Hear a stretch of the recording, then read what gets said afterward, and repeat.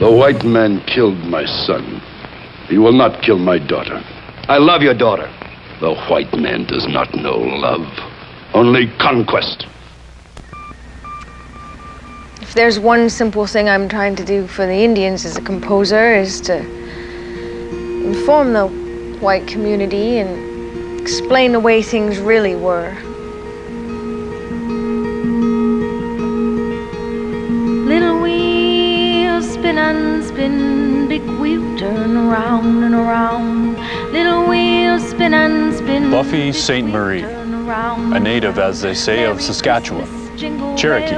Christ is born and the devil's in hell. Hearts they shrink, pockets swell. I get kind of upset when I realize that little Indian kids are reading the same kind of history books that your kids read, and that little Indian kids go to the same westerns and go to the same movies and read the same books. 5 and 10, and the big wheel turn around and around. Little wheels spin and Familiar problems between the Indians and us that never quite get solved.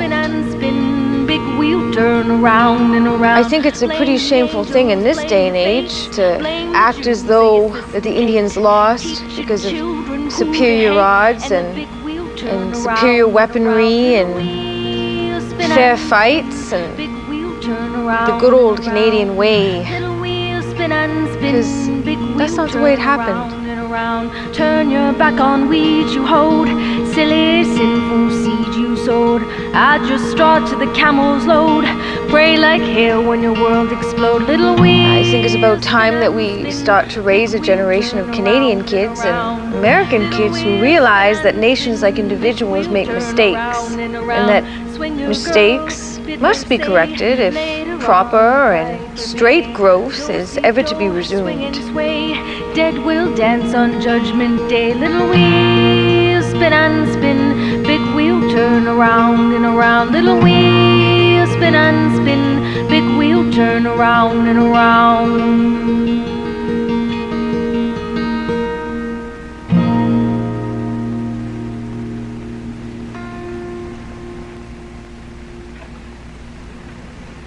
A powerful statement, but some might feel there's too much hate in it. It's Buffy Sainte-Marie. Hate. Not much.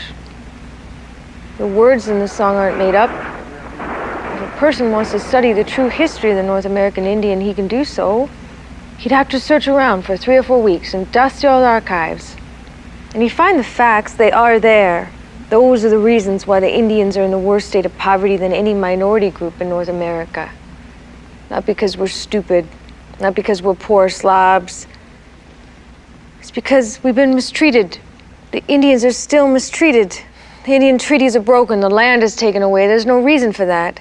These are people who want nothing more but to fish in the streams that the treaties have guaranteed that they may fish. They want nothing more but to live their lives on the land that's never been relinquished. It's been affirmed time and time again by parliaments and congresses, and yet these treaties are broken on the same days that we make treaties with Russia and China over atom bombs.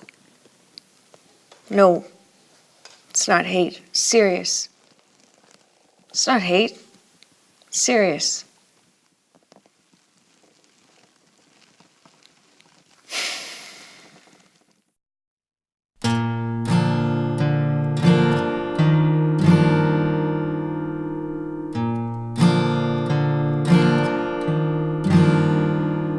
Now that your big eyes have finally opened,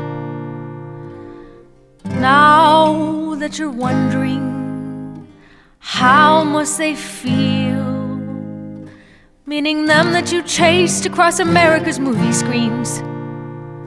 Now that you're wondering how can it be real that the ones you've called colorful, noble and proud in your school propaganda, they starve in your splendor. You've asked for my comment, I simply will render.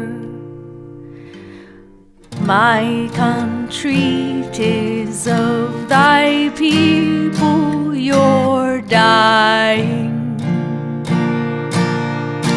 Now that the longhouses breed superstition, you force us to send our toddlers away to your schools where they're taught to despise their traditions.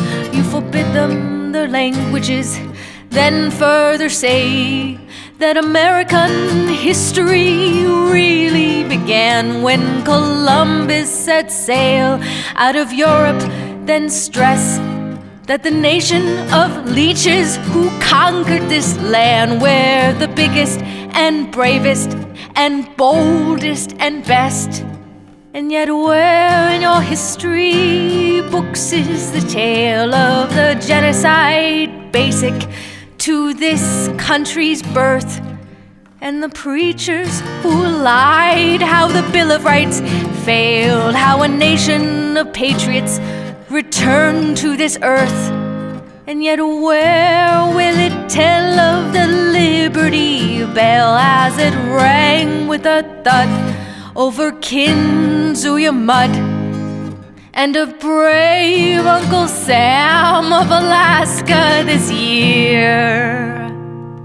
My country, 'tis of thy people you're dying.